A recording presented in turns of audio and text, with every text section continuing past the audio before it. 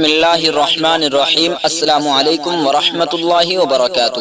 دوستوں، ہم پھر سے آپ کے لے کر حاضر ہوئے ہیں مولانا قاری حنیف ملتانی رحمۃ اللہ علیہ کا بیان۔ اللہ تعالی حضرت کی مغفرت فرمائے۔ دوستوں، بیان کو مکمل سنے گا آخر تک، چلے دیر نہ کرتے ہوئے بیان کو شروع کر لیتے ہیں۔ آل محمد کما صلیت علی ابراہیم وعلی آل ابراہیم انک حمید مجید۔ اللہم بارک علی محمد وعلی آل محمد کما بارکت علی ابراہیم وعلی آل ابراہیم انک حمید مجید۔ حضرات علماء کرام، محترم بزرگوں، عزیز دوستو، کافی سارے عرصے کے بعد آپ کے شہر جھنگ میں حاضری کا اتفاق ہوا، اور اللہ جانتا ہے کہ اس وقت دل میں کتنا دکھ محسوس کر رہا ہوں۔ جب بھی جھنگ میں حاضری ہوئی، میرے دائیں یا بائیں مفتی عبدالحلیم رحمہ اللہ تشریف فرما ہوا کرتے تھے۔ آج سٹیج خالی ہے۔ آج وہ اللہ والا ہم میں نہیں۔ حضور کریم صلی اللہ علیہ وسلم نے ارشاد فرمایا، علماء کا انتقال قیامت کا پیش خیمہ ہے۔ اللہ والوں کا دنیا سے اٹھ جانا گھنٹی ہے اس بات کی کہ قیامت آئی۔ پھر ایسا اللہ والا جو کبھی کسی کو لڑا کے راضی نہیں، کسی کو بھڑا کے راضی نہیں، پورے شہر کو ملا کر لے کے چلنے والا، اللہ اور اس کے رسول کریم صلی اللہ علیہ وسلم کے صحیح راستے پہ لوگوں کو گامزن کرنے والا، آخری دم تک اسی کوشش میں، اسی سعی میں اور اللہ اللہ کرنے میں اور کرانے میں ساری زندگی گزار دی۔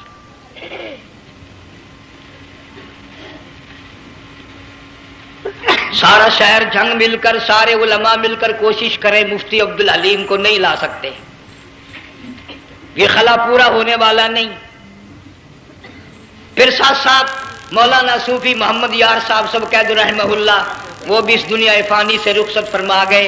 ایک اچھے خاصے طبقے کو وہ بھی داغ مفارقت دے گئے، اور قریب ہی کے زمانے میں سرگود شہر میں مفتی احمد سعید صاحب رحمہ اللہ وہ بھی رخصت ہو گئے۔ تو یقین جانو، ان حضرات کا دنیا سے اٹھنا اس بات کی علامت ہے کہ ملک میں کچھ نہ کچھ ہونے والا ہے۔ جب آگ لگتی ہے، طوفان آتا ہے، بارش آتی ہے، عورت اپنے بچوں کو تلاش کرتی ہے، ادھر آ جاؤ، بارش آ گئی، آگ لگ گئی، اللہ پاک بھی اپنوں کو پہلے بلا رہا ہے، یہاں کچھ ہونے والا ہے، تم پہلے ہی آ جاؤ۔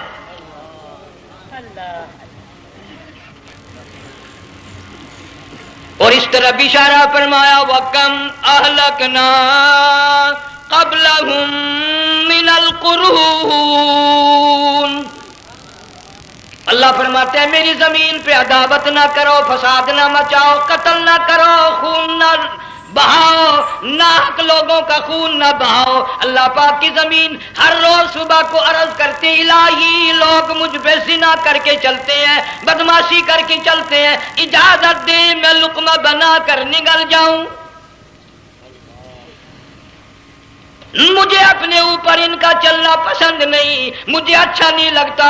ہر روز آواز لگاتی ہے، ظالموں، بدکاروں، بدماشوں، میرے اوپر دندناتے پھرتے ہو، ایک نہ ایک دن میرے اندر آؤ گے، تمہیں پتہ چل جائے گا کہ میں تم کو کتنا دشمن رکھتی تھی۔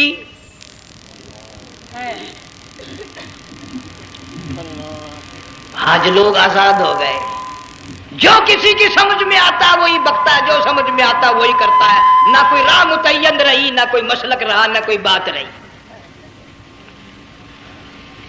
جناب مدنی کریم صلی اللہ تعالی علیہ وسلم کا بڑا عظیم تر صحابی ہے، بہت بڑا جرنیل ہے، سیدنا معاذ ابن جبل رضی اللہ تعالی عنہ، مدینے پاک میں بیمار ہے، آخری وقت ہے، دعا کرو اللہ ہم سب کو مدینے کی موت عطا فرمائے۔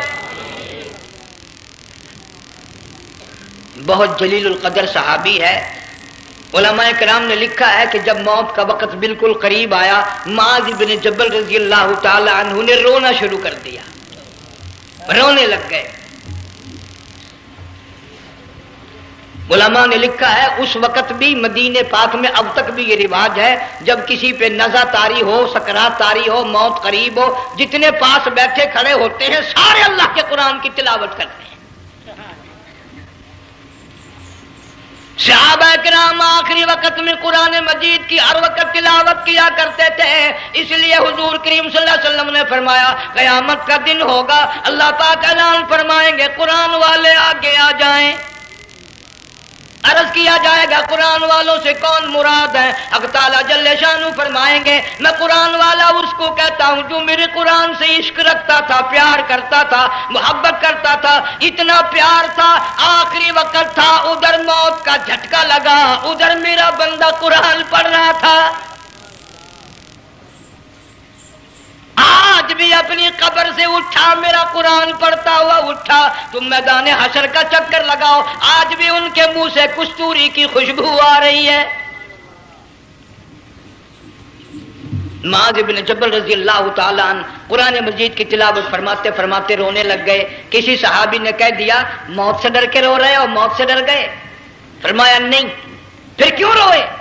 صحابی کہتا ہے میرے دل کی تمنا میرے دل میں رہی، میری آرزو پوری نہ ہو سکی، میری حسرت پوری نہ ہوئی، میرا ذوق پورا نہ ہوا، میرا شوق پورا نہ ہوا، میری تمنا تھی گرمی کا موسم ہو، رمضان کا مہینہ ہو، میں روزہ دار ہوں، جہاد فی سبیل اللہ ہو، کفر اسلام کا مقابلہ ہو، میں کئی کافروں کو قتل کر دیتا، پھر کافر بھی اکٹھے ہو کر مجھ پہ ٹوٹ پڑتے، میرا ناک کاٹ لیتے، میری زبان کاٹ لیتے، میں اللہ کی حضور میں جاتا، اللہ مجھ سے پوچھتا معاذ دنیا سے کیا لایا؟ میں عرض کرتا الہی بولوں کیسے، زبان بھی تیری نام پہ کٹا کے آیا ہوں،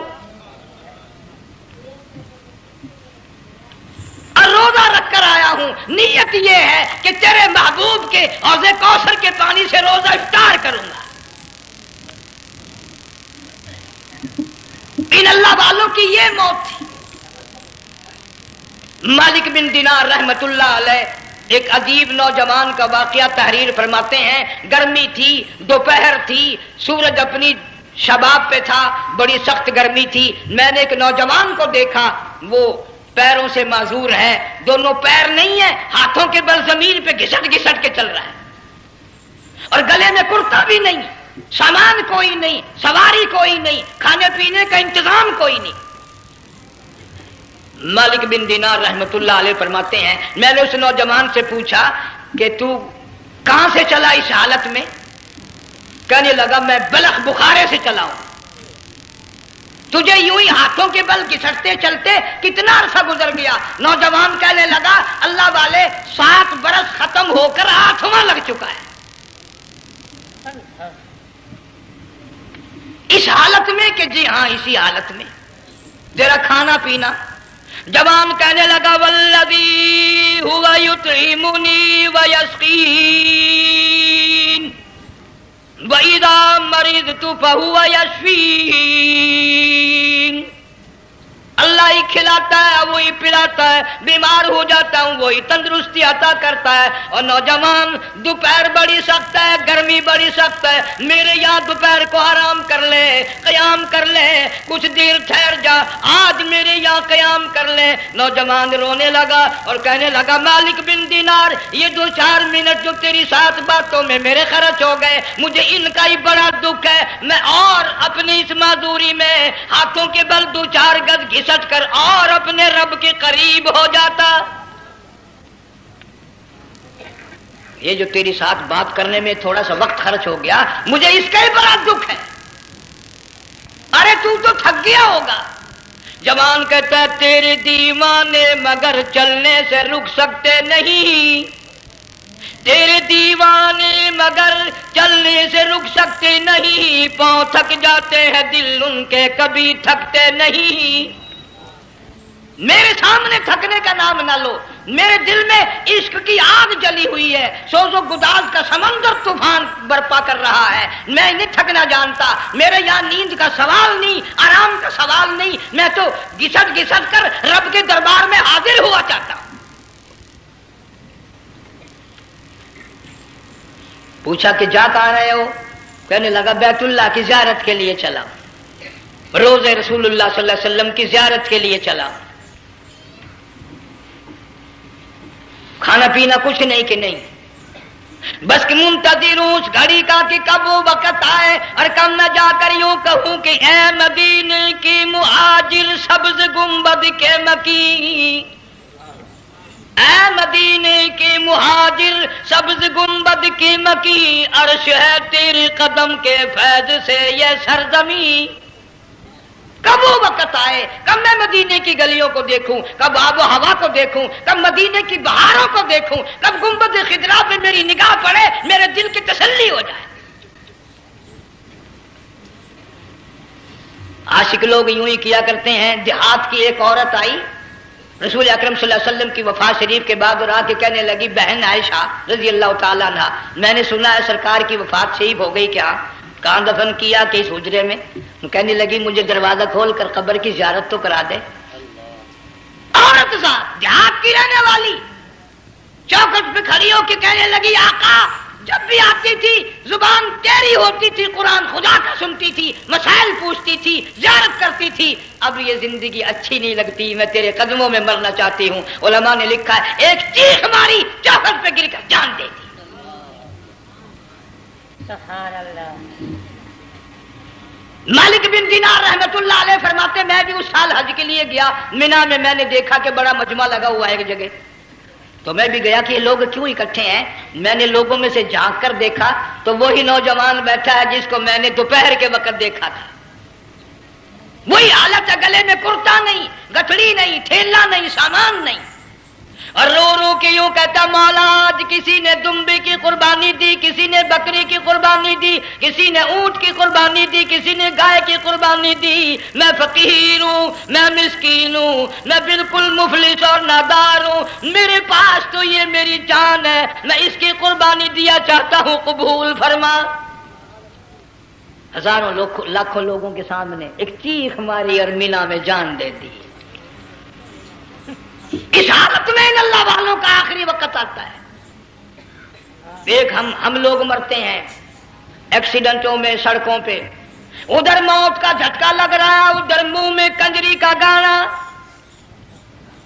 ارشاد فرمایا مدنی کریم صلی اللہ تعالی علیہ وسلم نے، سیاتی علی الناس زمان، اور لوگوں میری امت میں ایک وقت ایسا آئے گا لوگ اتنے برباد ہو جائیں گے، صبح کو آدمی مومن مسلمان ہوگا، شام کو موت آئی تو جنازہ کافر کا اٹھ رہا ہوگا۔ گھروں میں، محلوں میں آج موت آتی ہے، کنجری کا گانا منہ میں ہوتا ہے، ادھر دم نکل رہا ہے، ادھر کنجری کا گانا کانوں میں آواز آ رہی ہے، میت کو غسل دیا جا رہا ہے، کنجری کی آواز آ رہی ہے، جنازہ اٹھا کر لے جا رہے ہیں، کنجری کی آواز آ رہی ہے، قبر میں میت اتاری جا رہی ہے، کنجری کی آواز آ رہی ہے، قبر پہ مٹی ڈالی جا رہی ہے، کنجری کی آواز آ رہی ہے۔ اس ماحول میں، اس معاشرے میں ہم کس طرح ایمان اور یقین اور ایمان ساتھ لے کر مریں گے؟ ہزاروں نہیں، لاکھوں کو مرتے وقت کلمہ نصیب نہیں۔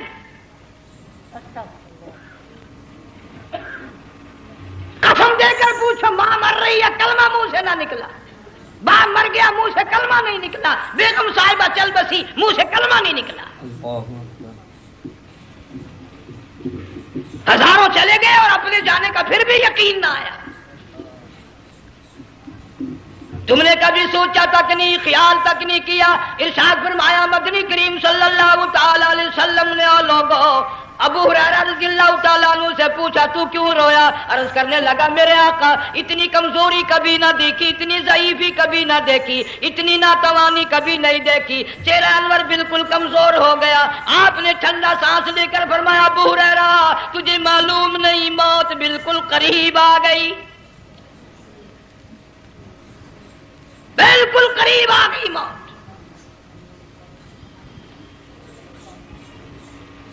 تیری ایک انگلی پکڑ کر اگر کوئی مروڑ دے کتنا دکھ ہوگا، درد ہوگا، ہائے ہائے ہائے۔ جنگ والوں کبھی تم نے سوچا نہیں 360 رگیں ٹوٹیں گی کیا حال بنے گا، اعضاء چھوٹیں گے، سر کے بالوں سے لے کر پیروں کے ناخنوں تک ہر جوڑ کو توڑ کے رکھ دیا جائے گا۔ وزیروں، سفیروں، امیروں، حسینوں، جمیلوں، تمام کے جوڑوں کو اکھاڑ کے رکھ دیا جاتا ہے۔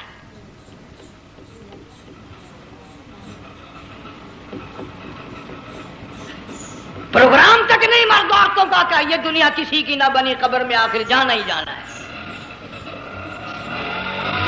علماء کرام نے لکھا ہے کہ حضرت عیسیٰ علیہ السلام کے پاس لوگ آئے اور کہنے لگے نئی نئی قبروں سے مردے زندہ کر کے دکھاتے ہو، آؤ ہم ایک پرانی قبر پہ لے کے چلتے ہیں، مردہ زندہ کر کے دکھاؤ۔ عیسیٰ علیہ السلام تشریف لے گئے، فرمایا قم باذن اللہ، ایک نوجوان زندہ ہو کر قبر سے نکل کر سامنے آ کر کھڑا ہو گیا۔ عیسیٰ علیہ السلام نے پوچھا تو کون ہے؟ وہ کہنے لگا میرا نام سام ہے، میں حضرت نوح علیہ السلام کا بیٹا ہوں۔ تو پیغمبر کا دماغ تو پیغمبر کا ہوتا ہے نا۔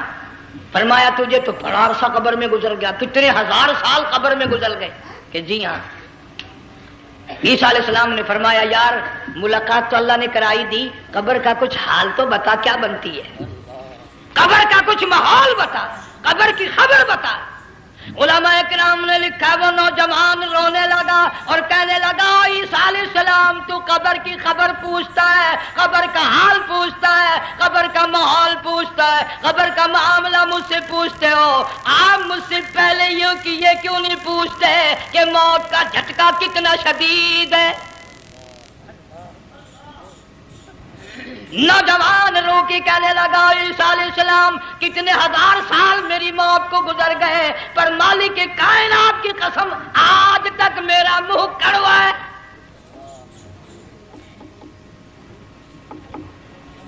اس لیے جنگ والوں لمبی چوڑی بات کہنے کا وقت نہیں، حالات نہیں، میں تو تمہیں اتنا سا پیغام دینے آیا۔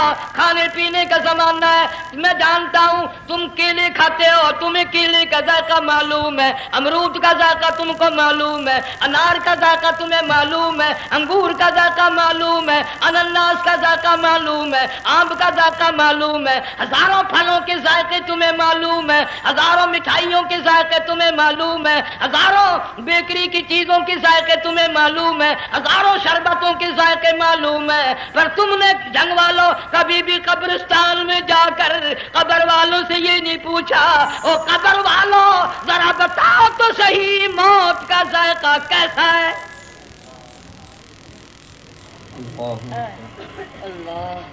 تم نے چکھا نہیں، جنہوں نے چکھا وہ بتانے نہ آئے کیسا ذائقہ ہے۔ اس لیے قرآن کہتا کلا اذا بلغت التراقی وقیل من راق وظن انہ الفراق والتفت الساق بالساق الى ربک یومئذ المساق۔ بادشاہ ہو، امیر ہو، وزیر ہو، فقیر ہو، غریب ہو، رگیں ٹوٹیں گی، موت آئے گی، اور جس کی آئی تمہیں معلوم نہیں کس طرح آئی، کس حال میں آئی۔ جن کے دلوں میں ان باتوں کا خیال آیا خدا کی قسم صحابہ کرام میں سے اتنے رویا کرتے تھے آنکھیں ختم ہو گئی۔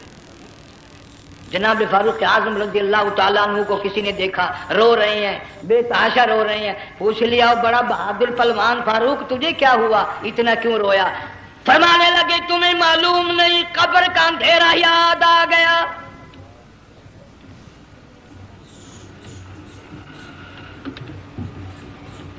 1,29,000 صحابہ کرام اس آخرت کے لیے قربانیاں دیتے آئے، اولاد کی قربانی دی، مال کی قربانی دی، جان کی قربانی دی، جو کرنا پڑا وہ کر گزرے، لیکن محمد عربی صلی اللہ علیہ وسلم کا دامن نہ چھوڑا۔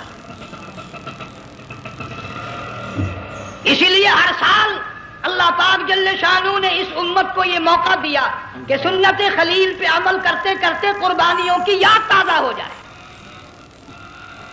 قربانیوں کی یاد تازہ ہو جائے۔ قرآن کریم میں جا بجا ابراہیم علیہ السلام کا اللہ پاک نے ذکر خیر فرمایا، یوں فرمایا ہم نے ان کے بڑے امتحان کیے، بڑی آزمائش کی، وہ ساروں میں کامیاب ہوئے۔ تم ہر وقت اللہ سے یہ دعا کیا کرو اللہ ہمیں امتحان میں نہ ڈالے، آزمائش میں نہ ڈالے، ہم امتحان کے قابل نہیں۔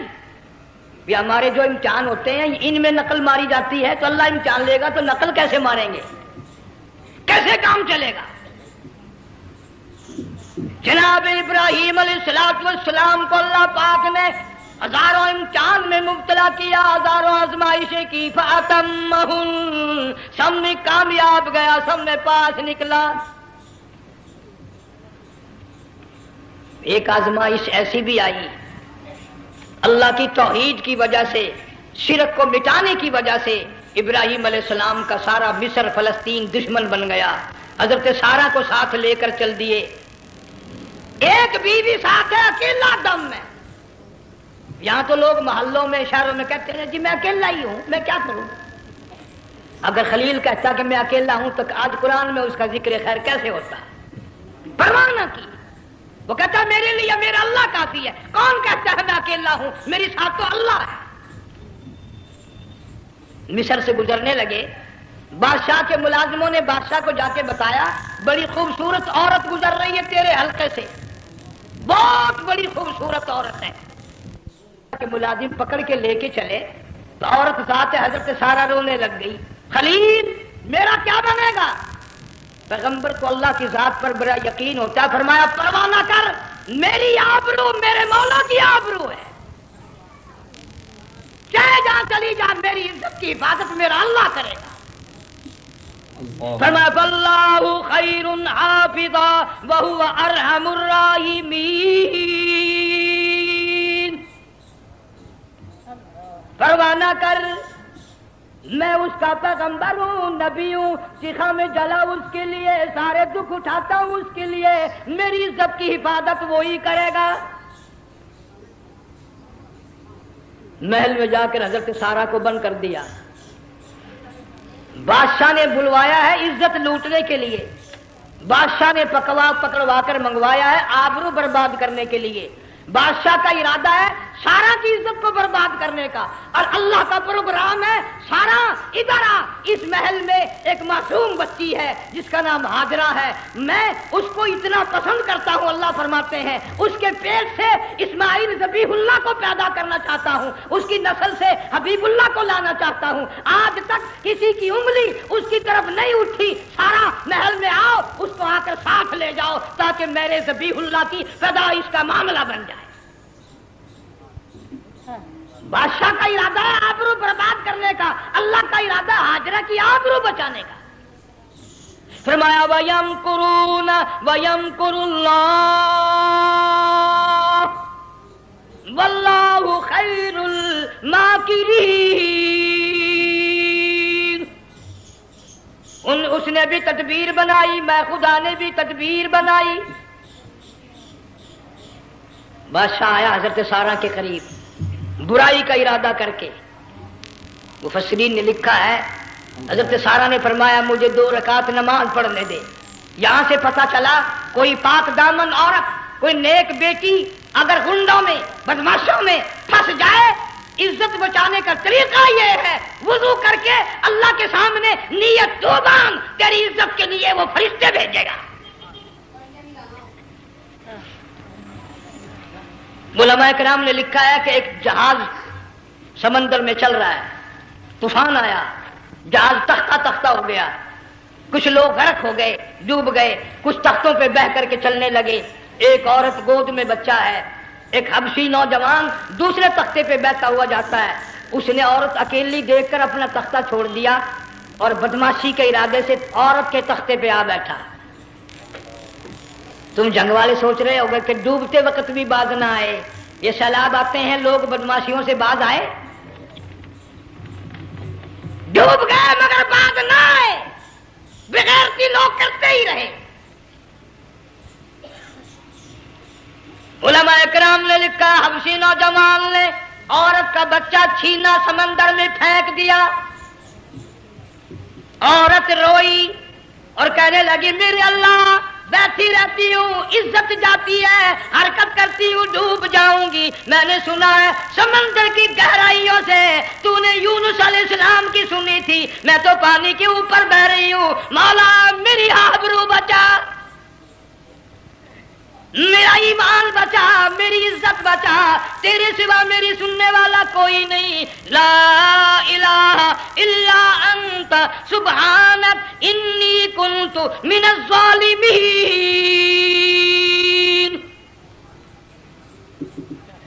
علماء نے لکھا ہے کہ ایک گردن سی نمودار ہوئی پانی میں سے اور حبشی نوجوان کو ایک ہی لقمہ بنا کر لے گئی. وہ تو ہر جگہ سنتا ہے، پکارنے والا بے بس بے کس ہو کر جب اس کو پکارتا ہے وہ ہر جگہ انداز پہنچاتا ہے، وہ ہے جو موجود ہر جگہ. عورت بہتی بہتی کنارے جا لگی، ایک جہاز قریب آیا، دوپٹے کا اشارہ کر کے اس کو بلایا. جہاز میں جب سوار ہوئی تو دیکھتی کیا ہے، ایک نوجوان کی گود میں اس کا وہ بچہ جو سمندر میں پھینک دیا تھا بیٹھا ہوا کھیل رہا ہے. ٹوٹ پڑی، میرا بچہ ہے. لوگوں نے کہا تیرا کہاں سے آیا؟ ماجرا سنایا. اس طرح ہوا. جہاز کے کپتان نے کہا ہم جہاز لے کر آ رہے تھے، غیب سے آواز آئی جہاز ادھر کو لے آؤ ورنہ ڈبو دیے جاؤ گے. ہم جب جہاز وہاں لے کر پہنچے تو دیکھتے کیا ہے کہ ایک جانور کی پیٹھ پہ یہ بچہ بیٹھا ہوا کھیل رہا تھا. عزت بھی بچی، ایمان بھی بچا، بچہ بھی بچا. اور کوئی بچانے کے لیے تدبیر کرے جبھی نا. حضرت سارا نے نماز پڑھ کر بددعا کر دی. بادشاہ کے سارے بدن میں درد ہونے لگا. پیغمبر کا سارا گھر بڑا کریم ہوتا ہے. جب اس کو درد نے ستایا نا، کہنے لگا میں وعدہ کرتا ہوں تجھے کچھ نہیں کہوں گا، میرے لیے دعا کر دے. اب اگر کوئی جنگ کا ہوتا یا میں ہوتا کہتا دفع ہو، تیرے واسطے دعا کا دی. لیکن حضرت سارا نے پھر جولی پھیلا دی، مولا وعدہ کرتا ہے، بدماشی سے توبہ کرتا ہے، اس کو تندرستی عطا فرما دے. اللہ نے تندرستی عطا کر دی. وہ پھر کہنے لگا لو ایسی حسین عورت کب ہاتھ آئے گی، پھر برائی کے لیے تیار ہو گئی. یہاں سے پتہ چلا کہ یہ جو گنڈے بدماش ہوتے ہیں ان کی قسم کا بھی کوئی یقین نہیں. اگلے دن ایک آدمی نے قسم کھائی تو اس کے خلاف کرنے لگا. لوگ کہنے لگے کہ تو نے قسم کھائی تھی، قرآن اٹھایا تھا. آخر کیا تھی گیا بل ڈٹھی ہوئی مسجد سی، پاٹیا ہوا قرآن سی. اگر ڈٹھی ہوئی مسجد سی تو پاٹیا قرآن سی، قرآن کے لا پورا سی جڑا میں چاہیا. مگر اسے یہ معلوم نہیں کہ تو نے تو پاڑیا قرآن اٹھایا، ڈٹھی ہوئی مسجد میں اٹھایا. خدا کا جب غضب آئے گا تو وہ ادھورا نہیں آئے گا، وہ ادھورا نہیں آیا کرتا. 3 مرتبہ اس بادشاہ نے حضرت سارا کے ساتھ ایسا کرنے کا ارادہ کیا. پھر دعا ہوئی، پھر بد دعا ہوئی، پھر دعا ہوئی، پھر بد دعا ہوئی. آخر کار کہنے لگا اپنے ملازموں کو کہ ہوئے بدماش ہو، عورت کے روپ میں کسی بلا کو پکڑ کے لائے ہو، کسی جن بھوت کو لے آئے ہو. اور کہنے لگا تو چلی میرے محل سے جلدی چلی جا. اور جاتی جاتی وہ کہا کہ یہ تیری خدمت کیا کرے گی، یہ بچی میرے محل میں ہے، اس کو ساتھ لے جا. حضرت سارا کو ہاجرہ کو ساتھ کر دیا. سیانی ہو گئی، حضرت ابراہیم علیہ السلام سے نکاح کر دیا. اسماعیل علیہ السلام پیدا ہو گئے. اللہ میاں جب حضرت ابراہیم علیہ السلام چومتے ہیں، چاٹتے ہیں، ماتھے پہ بوسے دیتے ہیں، اٹھاتے ہیں. پیغمبر کا بیٹا، خود بھی نبی اور آل میں آنے والا نبی، کالی کملی والا صلی اللہ علیہ وسلم، کتنا حسین چہرہ ہوگا. اللہ میاں نے پھر آزما لیا. حکم دیا کہ اس ہاجرہ کو، اسماعیل کو، دونوں ماں بیٹوں کو وہاں چھوڑ کے آ جہاں سینکڑوں میل میں پانی کوئی نہیں، آدمی کوئی نہیں، رستہ کوئی نہیں، گھاس کوئی نہیں، پتا کوئی نہیں. جہاں بیت اللہ ہے یہاں کے بارے میں حکم دیا چھوڑ کے آ. اور اگر آپ کو نیند نہیں آئی تو مزہ آئے گا. اللہ نے یہ فرما دیا، بتانا نہیں ہے کہ میں نے حکم دیا ہے. خدا حافظ نبی نہیں کہتا اپنی بیوی کو. آج لوگ ہر بات میں کہہ دیتے ہیں ہمارے پیروں کو پتا کل کو کیا ہوگا، ہمارے فقیروں کو پتا ہے پرسوں کیا ہوگا. وہ بڑی مدت کی بات ہے، یہی موسم تھا، چماسا گرمی تھی. انارکلی لاہور سے ہم کئی ساتھی گزر رہے تھے. فٹ پاتھ پہ بیٹھا ہے ایک ملنگ، چاروں طرف لوگ کھڑے، بڑا مجمع. کافی دنوں کی تو بات ہو گئی. ہاتھوں کی لکیر دیکھ کر لوگوں کی تقدیر بتا رہا تھا. کسی کو کہتا تھا تجھے بڑی اونچی پوسٹ ملے گی، کسی کو کہتا تھا تیری شادی بڑی فرسٹ کلاس لیڈی سے ہوگی. وہ بابو تو کوڈا ہی ہو جاتا تھا، لیڈیوں پہ بڑے مرائے یہ لیڈے. کوئی کام نہیں، رات دن بس لیڈیوں کے پیچھے ہی پھرنا ہے. میں نے اپنے ساتھیوں سے کہا، میں نے کہا میں بھی تقدیر پوچھتا ہوں اپنی. کہنے لگے شرارت ہو جائے، یہ منع کر ہے، ساری دنیا پر ہاتھ دکھا رہی ہے، کوئی شرارت نہیں، میرے ہاتھ میں شرارت ہے. 1 روپیہ لے رہا تھا وہ، میں بھی لوگوں میں گھساتا بھیڑ میں سے اوپر نیچے ہی ہوتا میں بھی پہنچ گیا. اور دونوں گھٹنے میں نے زمین پہ رکھ دیا، روپیہ ہاتھ میں نے اس کے لے کر کہا، میں کہا ملنگ جی اگر اب ویکھیا میری شادی ہو جائے گی کہ نہیں. اب اس نے دیکھ کے میری طرف کہنے لگا، اس نے سوچا کہ یہاں اچھے بھلے کو نہیں ملتی پاکستان میں، اسے کون دے گا؟ اچھی طرح میرا ہاتھ دیکھا بھی نہیں، جھٹک کے کہنے لگا نہیں تیری شادی نہیں ہونی۔ میں کیا کھوتے تیرے باپ کے 8 بچے کھیل رہے ہیں۔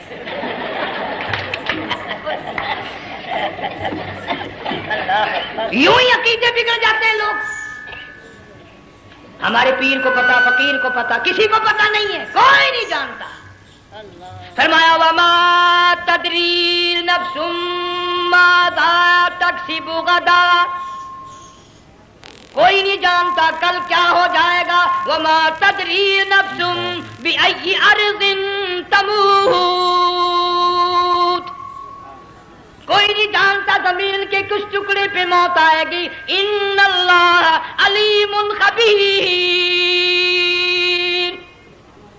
ایک اللہ کی ذات جانتی ہے۔ حضرت ہاجرہ اسماعیل علیہ السلام کو چھوڑ کر چل دیے، نہ خدا حافظ کہا، نہ کوئی تسلی دی، تھوڑی سی کھجوریں، تھوڑا سا پانی، ختم ہو گیا۔ ابراہیم علیہ السلام جب دور نکل گئے تو حضرت ہاجرہ نے دیکھا یہ تو چلے گئے، کھڑی ہو کر آواز دی اے میرے ابراہیم، مڑ کر نہیں دیکھتے۔ جنگ والوں، اللہ کا پیغمبر اللہ کی اجازت کے بغیر اپنی بیوی کی طرف نہیں دیکھتا، گھر والی کی طرف نظر اٹھا کر نہیں دیکھتا۔ ایک تم ہو، چٹی داڑھی، بڑھیپا، کالے برقعے والی نظر آ جائے نا، آگے بھاگ کر بڑے نہیں آتے ہیں۔ کہاں جانا چاہتی ہیں آپ؟ تیری ماں لگتی ہے، آپ چلی جائے، تو یہ کیا ہوا؟ یہ کالے برقعے پہ مرتے مرتے مرتے مرتے مری گئے۔ ایسا عجیب تماشا۔ وہ لاہور پلیٹ فارم پر پھر رہی تھی نا ایک لیڈی برقع اوڑے، آ گیا ایک لیڈا، کہنے لگا سیب نہ پلاؤں، نے کہا لے آئے، نے کہا واہ واہ کام بن گیا، اس سے منپ لے آیا۔ تھوڑی دیر کے بعد کہنے لگا میرے خیال میں کوئی پھینٹا بھی ہو جائے، نے کہا لے آئے، نے کہا سبحان اللہ پکا کام ہو گیا۔ اس سے منپ بھی پی لی، پھینٹا بھی ڈکار گئی۔ تھوڑی سی دیر کے بعد کہنے لگا سیب لے آؤں، وہ لے ہی آیا سیب۔ کیا آپ کے لیے میں سیب لایا ہوں، آپ کھائیں؟ کہنے لگی نہیں آپ کھائیں۔ اس نے سوچا ہو میری بھی محبت ہو گئی ہے، سیب کھانے کے لیے مجھے بھی کہہ رہی ہے۔ جب اس نے اصرار کیا نا کہ میں تو تیرے لیے لایا ہوں، کھا تو صحیح، کہنے لگی کیسے کھاؤں، میرے منہ میں دانت ہی نہیں ہے۔ اب پتا چلا اسے کہ صبح سے میں تو پرانے پپی کے پیچھے پھر رہا تھا۔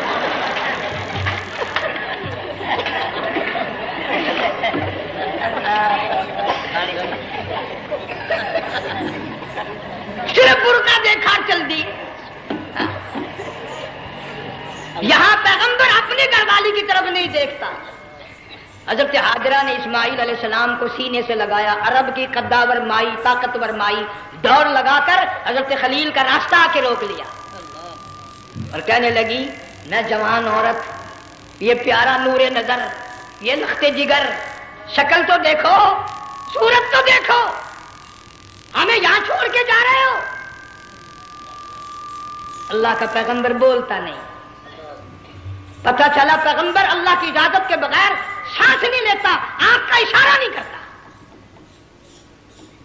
حضرت ہاجرہ رونے لگ گئی، میرے خلیل، میرے ابراہیم، میرا قصور بتاؤ، میرا جرم بتاؤ، میری خطا بتاؤ، میرا گناہ بتاؤ، معافی چاہوں گی، معذرت کروں گی، اس بچے کا کیا گناہ ہے اس میدان میں چھوڑ کے چلے ہو؟ بولتے نہیں ہیں، اللہ کی طرف سے بولنے کی اجازت نہیں ہے۔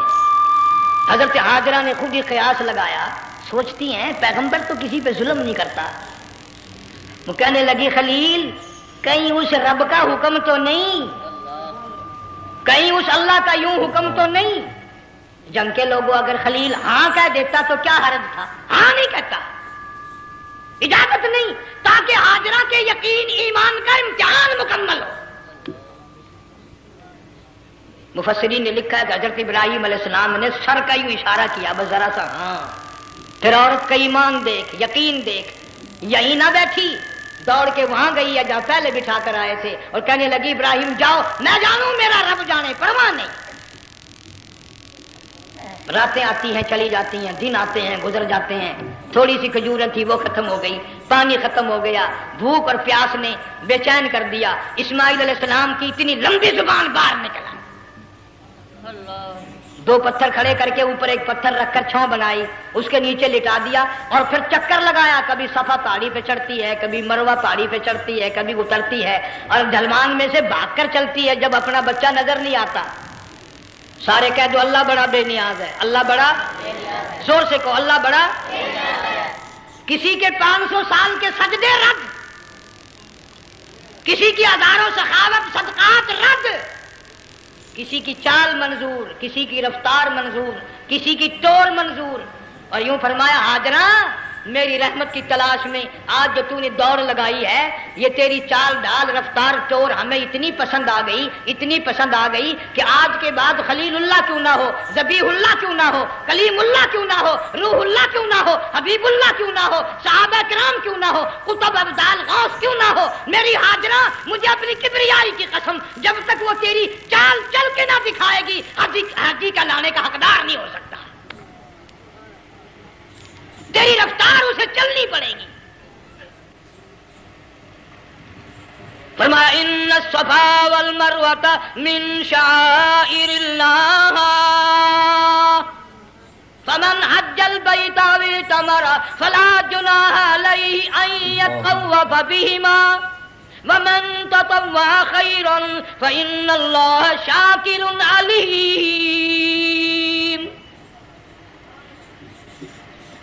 7ویں چکر میں آواز سی آئی، اب رو پڑی حضرت ہاجرہ، کہنے لگی میرا بچہ اگر چل بسا میں پھر کیا کروں گی، سن لی میں نے آواز۔ آپ کی کیا دیکھتی ہے، اسماعیل علیہ السلام کی نرم و نازک ایڑیاں جس زمین پہ رگڑی گئی تھی وہاں سے چشمہ جاری کر دیا۔ حضرت ہاجرہ نے پی لیا، بھوک بھی ختم ہو گئی، پیاس بھی ختم ہو گئی، بچے کو بھی پلایا۔ اللہ تعالیٰ نے خانہ کعبہ کی بنیاد ڈال دی، ایسے گھر کی بنیاد ڈالی، حضور صلی اللہ علیہ وسلم فرماتے ہیں 500 سال کی عبادت ایک طرف اور بیت اللہ پہ ایک نگاہ یوں ڈالنا ایک طرف، 500 سال کی عبادت کا وہ ثواب نہیں جو ایک نظر خانہ کعبہ پہ ڈالنے کا ثواب ہے۔ اور اللہ پاک یوں فرماتے ہیں کہ جو آنے والا حجر اسود کو بوسہ دیتا ہے، اللہ پاک یوں فرماتے ہیں میں سمجھتا ہوں میرا سجا ہاتھ پکڑ کر میرے بندے نے چوم لیا۔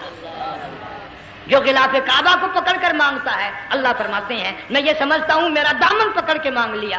جو مقام ملتزم پہ لپٹ کے مانگتا ہے، اللہ فرماتے ہیں میں سمجھتا ہوں میری چوکھٹ پہ پڑھ کے مانگ لیا۔ اور فرمایا لوگوں یہ جو آنے والے آئے ہیں یہ رشتہ داروں کے مہمان نہیں، عزیزوں کے مہمان نہیں، دوستوں کے مہمان نہیں، میں خدا میزبان ہوں، یہ میرے مہمان ہیں۔ آج ان کی دعاؤں پہ آمین کہو، فرشتوں کو حکم ہوتا ہے ان سے مصافحہ کرو، مگر اللہ تعالیٰ سب کو توفیق دے کہ حج مکمل کر کے آئیں اور سب کا حج قبول فرمائے۔ میرے علاقے میں کئی سالوں کی بات ہے پرانی، جب کوئی حاجی تھا، ایک آدمی حج کر کے آیا، میں دوپہر کو اس کو ملنے گیا تو ظہر کی نماز کا وقت آیا، میں اٹھ کے چلا گیا نماز پڑھنے، پھر عصر کی نماز کا وقت آیا، میں اٹھا اور نماز پڑھ کے آ گیا۔ میں نے اس حاجی کے لڑکے سے پوچھا، میں نے کہا حاجی صاحب نے نماز یہیں پڑھی؟ تو کہنے لگا جی ابھی شروع نہیں کی، سفر کے تھکے ہوئے ہیں نا، 2-4 دن کے بعد شروع کریں گے۔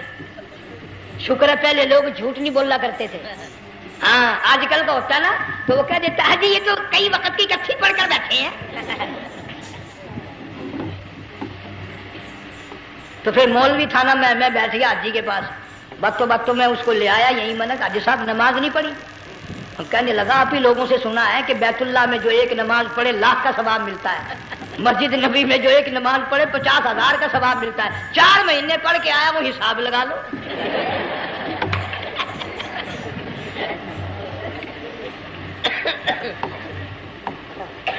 مسائل سیکھتے نہیں، ارکان اور آداب بیت اللہ کے سیکھتے نہیں۔ ڈی سی کے دفتر میں اگر جانا ہو کئیوں سے پوچھے کیسا جاؤں، کس طرح درخواست دوں، کیسے کہوں، کیسے کھڑا ہوں، کیسے بیٹھوں، کیا عرض کروں، اور اللہ کے دربار میں ہم جاتے ہیں اور سیکھ کرنے جاتے ہیں، یہ خوف نہیں کہ اگر بے ادبی ہوگی تو مارا جاؤں گا۔ اللہ تبارک و تعالیٰ جل شانہ نے اسماعیل علیہ السلام کی نرم و نازک ایڑیوں سے بنیاد ڈال کر خانہ کعبہ کی، اللہ نے ہمیں یہ کعبہ دیا، گناہوں کی معافی مانگنے کے لیے وہاں جاؤ، اللہ تبارک و تعالیٰ کے دربار میں حاضر ہو کر مانگنے کے لیے یہاں جاؤ۔ ارشاد فرمایا مدنی کریم صلی اللہ تعالی علیہ وسلم نے، جو آدمی صحیح ارکان حج کے ادا کر کے واپس جاتا ہے اس طرح واپس آتا ہے گویا آدھی ماں کے پیٹ سے پیدا ہوا۔ پہلے لوگ یوں ہی حج کیا کرتے تھے، یوں ہی قربانیاں کرتے تھے، اب تو ہر چیز کی لوگ آسانی تلاش کرتے ہیں۔ پچھلے بقرعید کے موقع پر ہمارے مسجد میں ایک آدمی مجھے کہنے لگا اگر کوئی غریب آدمی مرغی کی قربانی دے دے تو لگ جائے گی؟ میں نے کہا تو مکھی مار دے انشاءاللہ وہی لگ جائے گی۔ سارے کام ٹیڑھی ہو گئے، نیچے نیچے نیچے نیچے کو چلے آ رہے۔ آج کل وہ ٹیڑھی بکرے بکری آئے ہوئے ہیں نا، کہیں تو قربانی کے لیے یا کندھے کو اٹھا کر لاوے۔ اب بتاؤ یہ گوشت بانٹے گا یا کھاوے گا یا فریج میں رکھے گا، کیا کرے گا؟ بالکل کام بگڑ گیا۔ حضور صلی اللہ علیہ وسلم نے فرمایا قربانی کا جانور اچھا تلاش کر کے لاؤ، اس کے بدن پہ جتنے بال ہوتے ہیں اتنی نیکیاں لکھی جاتی ہیں۔ اور میرا موضوع نہیں، حضور صلی اللہ علیہ وسلم نے فرمایا کہ میں نے اللہ سے دعا کی تھی میری امت کا کیا بنے گا، پل صراط پہ سے گزرتے وقت اللہ تعالیٰ نے میری دعا کو قبول فرما کر یوں فرما دیا کہ تیری امت جو قربانی میں جانور ذبح کرے گی میں خدا پل صراط کے کنارے پر زندہ کر کے ان سب جانوروں کو سواریاں بنا کر پیش کر دوں گا۔ اس لیے بقرعید بالکل قریب آ گئی، ہر دین ایمان اسلام کے لیے قربانی کے لیے تیار رہو۔ زیادہ سے زیادہ مجھے آج کل فکر لگا ہوا ہے کہ اپنے گھروں کو میں نماز کا اہتمام کرو۔ آج حال یہ بنا ہوا ہے کہ اگر گھر والی کی گود میں موت آئی تو گھر والی بے نماز، دھی کی گود میں موت آئی دھی بے نماز، بہن کی جھولی میں موت آئی بہن بے نماز، بیٹے کی گود میں موت آئی بیٹا بے نماز، بھائی کی گود میں موت آئی بھائی بے نماز، ڈاکٹر کے ہاتھ میں موت آئی ڈاکٹر بے نماز، کمپیوٹر کے ہاتھ میں موت آئی کمپیوٹر بے نماز، نرس کے ہاتھ میں موت آئی نرس بے نماز، تیرا کفن خرید کے لانے والا بے نماز، تیرے غسل کا پانی گرم کرنے والا بے نماز، تیری قبر کھودنے والے بے نماز، تیرا جنازہ اٹھانے والے بے نماز، تیری قبر پہ مٹی ڈالنے والے بے نماز۔ اگر تو نمازی بھی ہے یہ اتنے چاروں طرف کے بے نماز تجھے جنت میں کب جانے دیں گے؟